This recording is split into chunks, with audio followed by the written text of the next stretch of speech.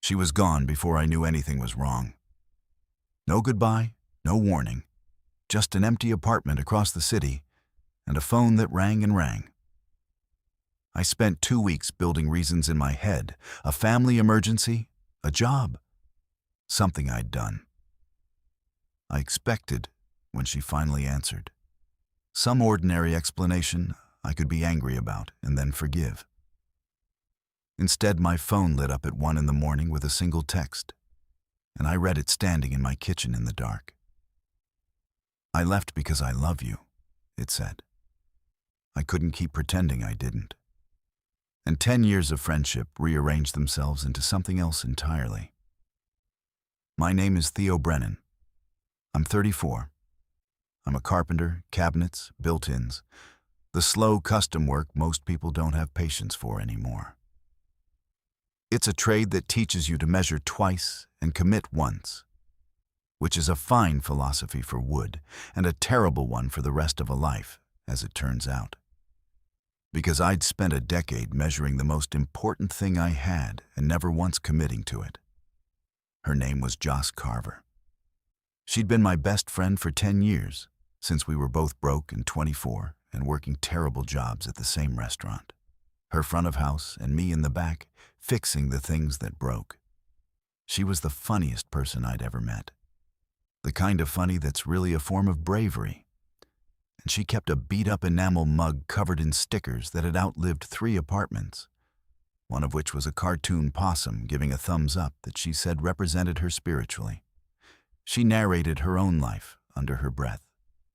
A constant low commentary that I'd stopped hearing the way you stop hearing your own heartbeat. She knew how I took my coffee, and which silences meant I was upset, and which meant I was just thinking. And I knew the same about her. And somewhere across 10 years, that knowing had become the closest thing to home either of us had. We were best friends. Genuinely, completely, the real thing. And that was the wall I built and lived behind for 10 years. Because best friend was a category I understood and could survive. Best friend didn't risk anything.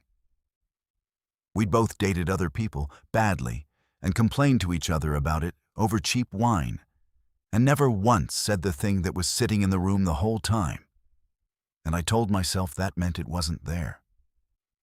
That was the lie. It was always there. I just decided that naming it would cost more than I could afford to lose. It cracked open on a Tuesday, when I went to her apartment to drop off a bookshelf I'd built her and found the door open and the room's empty. Not messy empty, gone empty. The echo kind, where your footsteps come back to you. Her furniture, her books, the possum mug, all of it, vanished. Like she'd been erased between 1 week and the next. There was a smell of cleaning product and bare floor and the cold of a space where the heat had been shut off. The light came through the uncurtained windows and lay flat on the empty boards. On the kitchen counter, the only thing left in the whole apartment was a coffee ring, one faint brown circle where a mug had sat, the last evidence that anyone had ever lived a life in those rooms. I stood in the doorway holding a bookshelf I'd spent 2 weekends on, for a person who no longer lived there, and something in my chest dropped through the floor. I called her. It rang 6 times and went to voicemail, her voice bright and recorded, telling me to leave a message, which felt obscene in that empty room. I texted, "Where are you? I'm standing in your empty apartment holding a bookshelf." "Joss." "What happened?" "Nothing." I called the restaurant where she still picked up shifts. She'd quit 2 weeks ago, no notice. I called her sister, who I'd known for years, and her sister went quiet on the phone in a way that told me she knew exactly where Joss was and had been asked not to say. "She's okay," her sister told me carefully. "She's safe. She just needed to, Theo. She needs some time. Please don't make this harder." "Harder than what?" She didn't even say goodbye. A pause. I know, her sister said, and there was something sad and knowing in it. I think that was the point.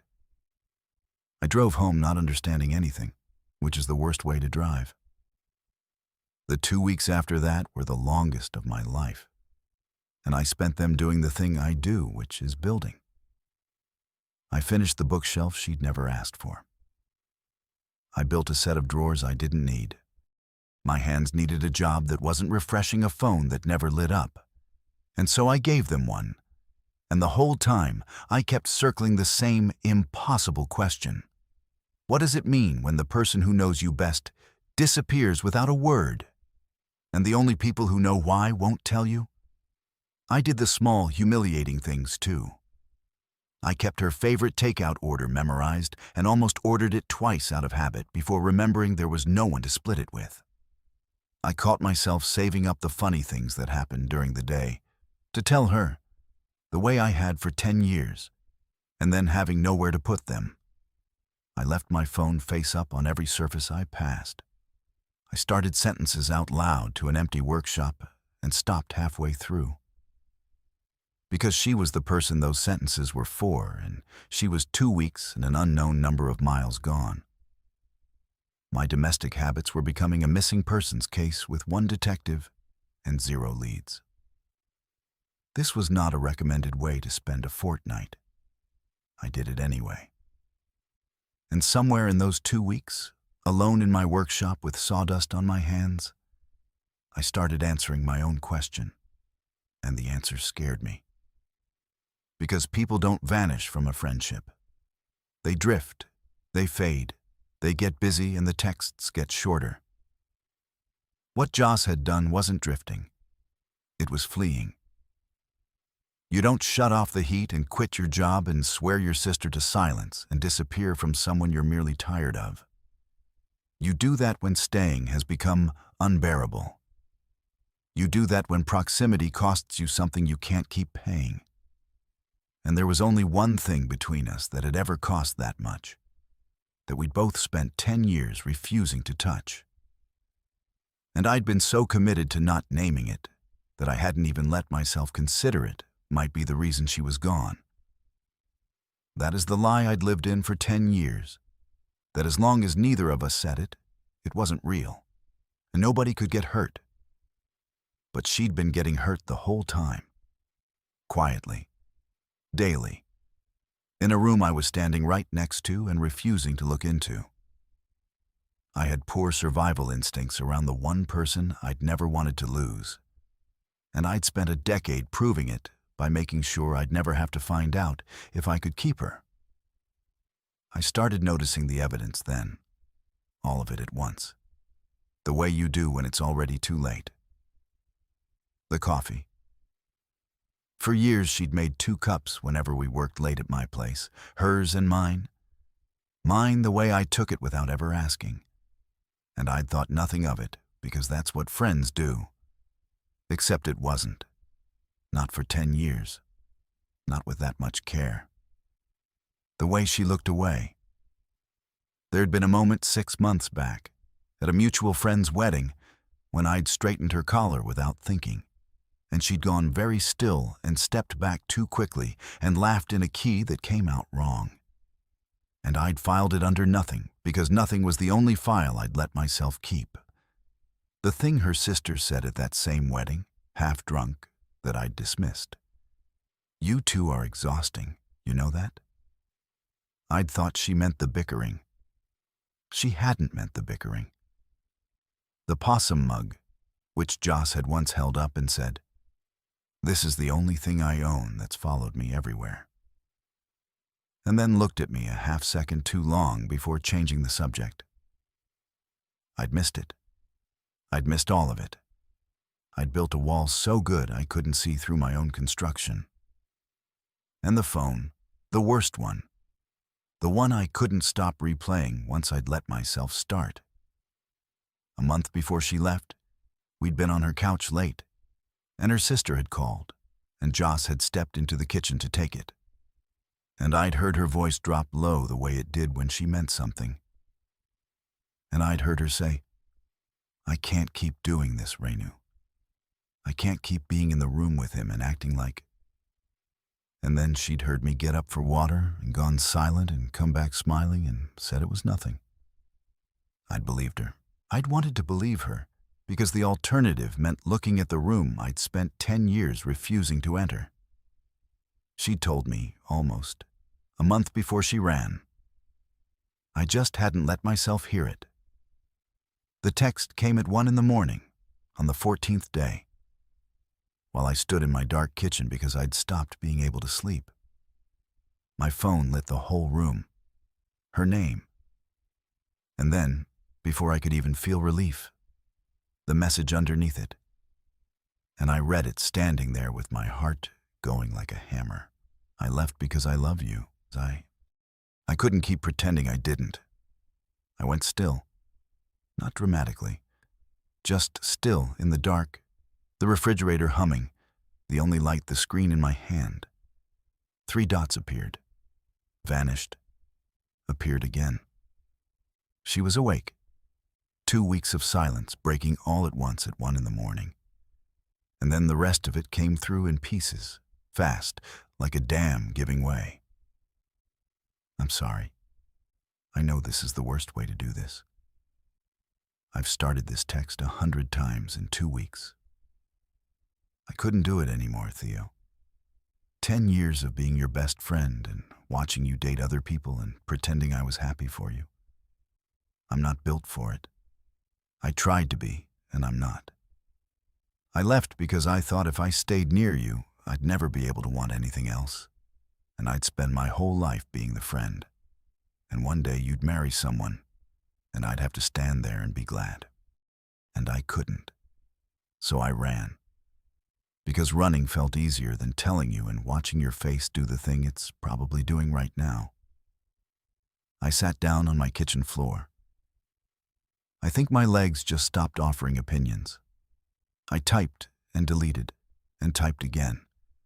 Because for once in my life, I needed to not be careful. And careful was the only language I was fluent in. Call me, I sent. Please, I can't do this in text. Call me right now. The phone rang 4 seconds later. I answered before the first ring finished, and there was a long silence on the line. The sound of her breathing. 2 weeks of distance compressed into the static of an open call at 1 in the morning.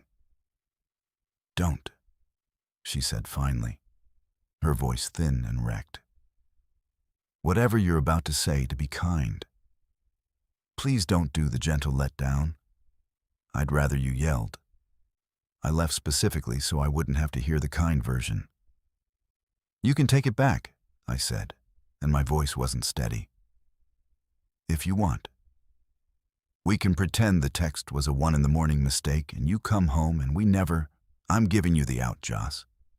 I'm putting it right here. You can take it and nothing has to change. There was a silence. Then quietly, I don't want the out. I've been taking the out for 10 years. I just took the biggest out there is. I left the entire city. And it didn't help. I got 200 miles away, and I missed you so much I couldn't breathe. And I realized the only thing worse than telling you was this. So no, I don't want the out. I'm done with the out. A breath. Just say it fast, whatever it is. Rip it. Why didn't you just tell me? I said. Any of the 10 years, a wedding ago, a week ago. Why move a city instead of saying one sentence? Because the sentence ends everything either way, she said. If you didn't feel it, I lose my best friend, and I have to keep showing up and pretending I'm fine. And if I never said it, at least I got to keep you. The arrangement was survivable. Telling you was a coin flip where one side was the rest of my life, and the other side was losing the only home I've ever had. Her voice frayed. Leaving felt safer than flipping the coin. I was wrong. Leaving was just losing you slower and calling it brave. Now say the thing. I mean it. I can't sit in this much longer. So I stopped being careful, all at once. The way you set down a thing you've carried so long you forgot it was heavy. I drove home from your empty apartment 2 weeks ago, I said. And I have built 6 things I don't need since then, because my hands wouldn't stop shaking, and building is the only way I know how to feel something without saying it. You want to know what I figured out, alone, with sawdust everywhere? That I made you my best friend 10 years ago because best friend was a word I could survive. Best friend didn't risk anything. I've been hiding behind that word for a decade because the real word terrified me. My throat did something. Every person I ever dated, I was comparing them to you the whole time and pretending I wasn't. When something good happened, you were the first person I wanted to tell. When something went wrong, still you. You've been the answer to every question I was too scared to ask out loud. And I let you get on a highway and drive 200 miles away before I'd admit it. I don't want my best friend back, Joss. I want you. I've wanted you for 10 years. I was just too much of a coward to find out if you wanted me back. The line was quiet. And then I heard it. The smallest sound, half a laugh and half something breaking open. The sound of a person who'd braced for the worst and gotten the opposite. 10 years, she said, and her voice cracked clean through. We could have been doing this for 10 years, you absolute disaster. I quit my job. I moved 200 miles. I made my sister lie to you. Do you know how much I spent on movers to avoid one conversation? In fairness, I'd have built 6 more cabinets before I said anything. You moved a city. I'd have built a whole kitchen. She laughed, wet and real, and then she went quiet. And when she spoke again, it was barely above a whisper. I'm coming home. I'm going to drive back tonight. Right now. Because if I wait, I'll talk myself into being scared again. And I've been scared for 10 years, and I'm done. A pause. Don't hang up. Just stay on the line while I pack. I don't want to lose the sound of you again. So I stayed on the floor of my kitchen with the phone to my ear and listened to her throw clothes in a bag 200 miles away, both of us talking and not talking. And somewhere around 3 in the morning, I heard her car door close and her engine start. And she drove back through the dark to a city she'd fled 2 weeks earlier. And I didn't sleep. I just kept the line open and waited for the sound of her at my door. She got there at sunrise. I'd been watching from the window for an hour. She came up the walk looking exhausted and terrified and more like home than any room I'd ever built. And I opened the door before she could knock, and neither of us said anything clever. She just stepped forward, and I stepped forward, and we met in the doorway, 10 years late. And the first kiss tasted like gas station coffee, and 2 weeks of silence finally ending. 3 months later, the possum mug was back, permanently, on my shelf, next to a second cup she no longer pretended she made by accident. She moved her things in and slowly, and we left her old key on the hook by the door even after she didn't need it. Because some part of both of us wanted the proof of the distance we'd closed. She still narrated her own life under her breath. I'd started narrating mine back, just to hear her laugh. The early weeks were strange in the way only 10 years of friendship suddenly becoming something else can be. We kept reaching for the old reflexes, and finding the ground had moved. She'd start to tell me about her day in the doorway, and then remember she didn't have to leave afterward and stand there looking caught. I kept bracing to perform fine about something, the way I had for a decade, and then remembering I didn't have to be fine. I could just say the real thing. Which turned out to be the hardest habit I ever tried to build, and the only one worth the effort. We argued about where her books went. We'd never argued about anything that mattered in 10 years because we'd been too careful, and now we could. Because there was finally something underneath worth arguing over. Nothing about us had changed, except everything had. A year after that, a friend asked us at a dinner who'd said it first, and Joss said, "I did," via text, like an emotional terrorist. And the whole table laughed, and under the table she took my hand, because the joke was the armor and the hand was the truth, the way it always had been with us.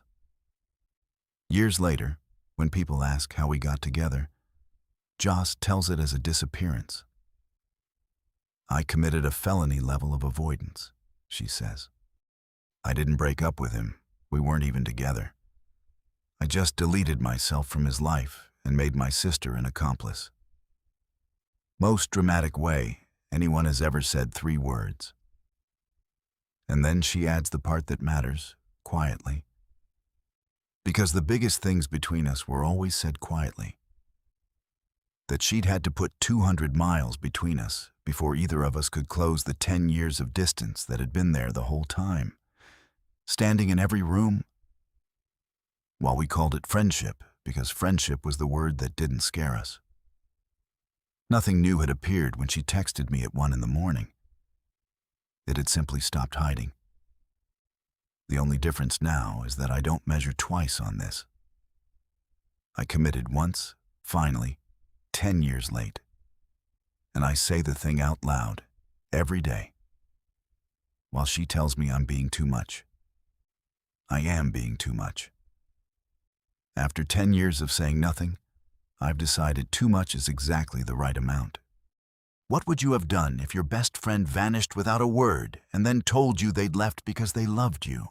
And have you ever hidden the biggest thing you felt behind the word friend because the real word was too frightening to say? Tell me your story in the comments.